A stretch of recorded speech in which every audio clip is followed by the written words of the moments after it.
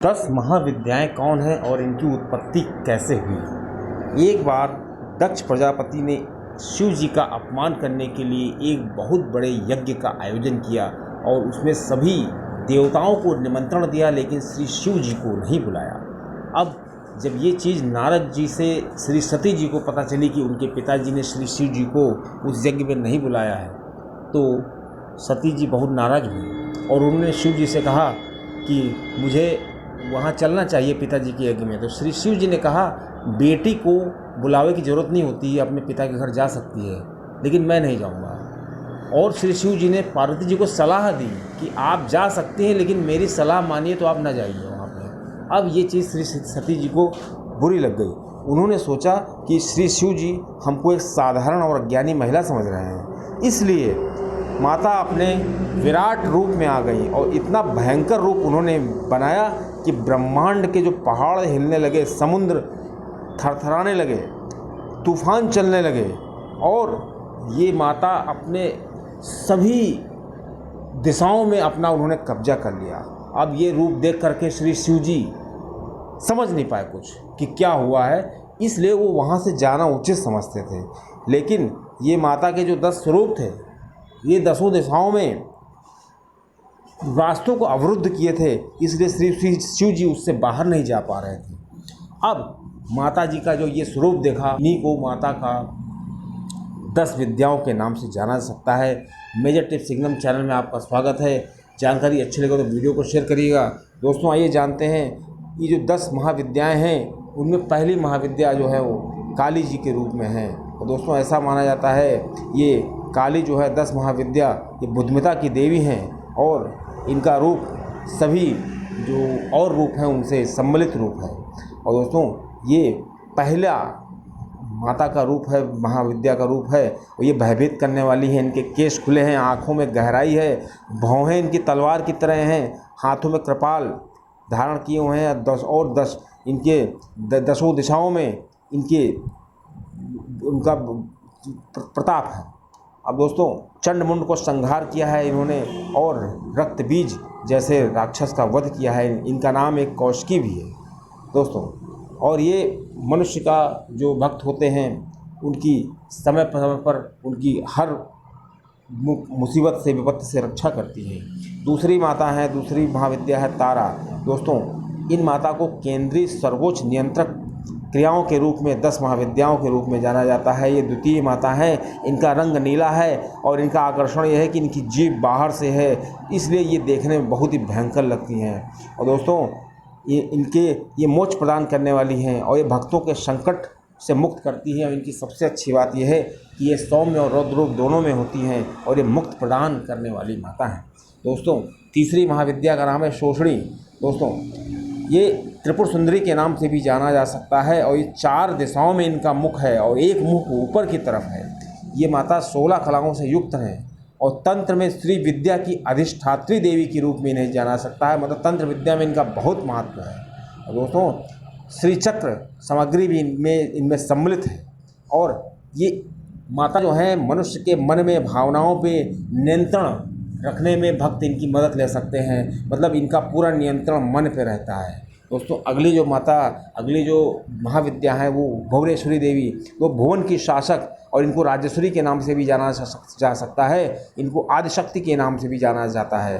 दोस्तों शगुन रूप में ये पार्वती के 3 नेत्र के रूप में जाने जाते हैं और इनके मस्तक पर अर्धचंद्र विराजमान है।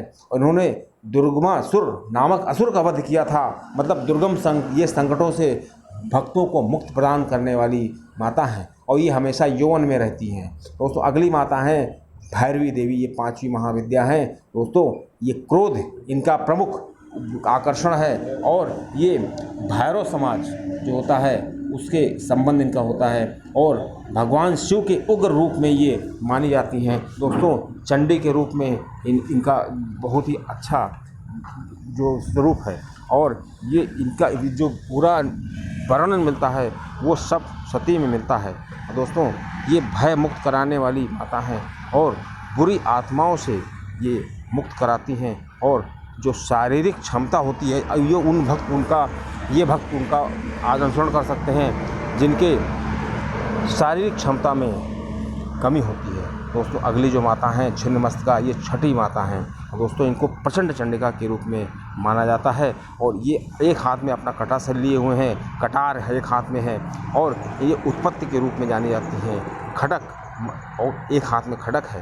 दोस्तों एक रक्त की धारा बह रही है, ये उसी को पी रही हैं और जो 2 धाराएँ हैं और भी हैं वो इनके जो गण लोग हैं वो उनको पी रहे हैं।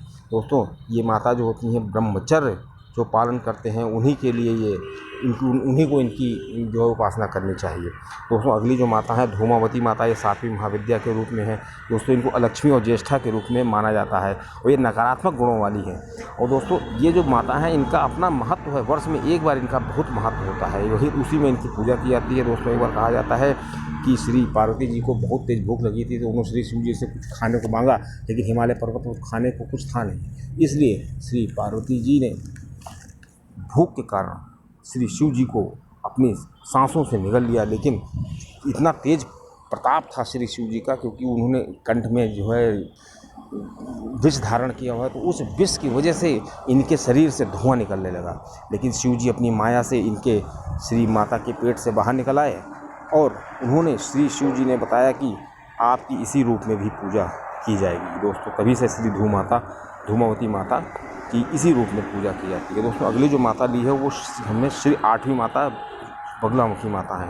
दोस्तों ये स्तंभन शक्ति देवी है और इन्हों पीताम्बरा माता भी कहा जाता है। पीले वस्त्र धारण करती हैं और स्वर्ण से पूरे शरीर पर इनके स्वर्ण है। दोस्तों इनकी जब पूजा करते हैं तो पूरा पीले रंग का वस्त्र, पीले रंग का फूल और हर चीज़ पीले जो है पीले रंग की होती है। दोस्तों एक बार बहुत बड़ा भूकंप आया था, तूफान आया था, उसको रोकने के लिए श्री विष्णु जी ने इनकी तपस्या की थी, तब ये प्रकट हुई थी, इन्होंने पूरा भूकंप को रोका था। और दोस्तों ये तंत्र की देवी मानी जाती हैं और दोस्तों शत्रु विरोधी हैं, मतलब शत्रु अगर कोई परेशान कर रहा है भक्त को, किसी भी प्रकार का शत्रु हो उसका ये विनाश करने वाली हैं और दोस्तों विरोधियों का समाप्त करने वाली हैं। दोस्तों अगली जो माता हैं, अगली जो विद्या है वो मातांगी। जो मातांगी ये इनको वैदिक सरस्वती, तांत्रिक सरस्वती के रूप में जाना जाता है। दोस्तों ये वाणी, संगीत, ज्ञान, विज्ञान, सम्मोहन, वशीकरण, मोहन और इंद्रजाल विद्या से युक्त हैं। दोस्तों इनकी काफ़ी इनको जानकारी है, मतलब दुनिया में जितनी जानकारी तंत्र की है सब इन्हीं को है। और दोस्तों ये जादुई शक्ति के जनक मानी जाती हैं। और दोस्तों इनकी सबसे ख़ास बात है इनको वाक सिद्धि है, मतलब ये इनकी जो पूजा करते हैं भक्त लोग होते हैं, ये वाक सिद्धि, अगर वो एक बार अपनी बातों से उसको सिद्ध कर लेते हैं तो जो कहते हैं वो करके रहता है। और दोस्तों इसी प्रकार जो अगली महाविद्या है जो वो है कमला जी है। दोस्तों ये कमला जो माता है वो 10वीं महाविद्या के रूप में है और ये सर्वोच्च शक्तिशाली के रूप में मानी जाती हैं। और दोस्तों इनको लक्ष्मी भी माना जाता है, मतलब लक्ष्मी की तुलना इनसे की जाती है, लक्ष्मी के बराबर इनकी पूजा की जाती है। और दोस्तों इनको तांत्रिक लक्ष्मी के नाम से जाना जाता है और ये संपन्नता प्रदान करने वाली हैं, सौभाग्य प्रदान करने वाली हैं। भक्तों को इनकी पूजा करनी चाहिए जिनके वंश का विस्तार नहीं हो रहा है, मतलब जिनके वंश के विस्तार में किसी भी प्रकार का कोई रुकावट आ रही है।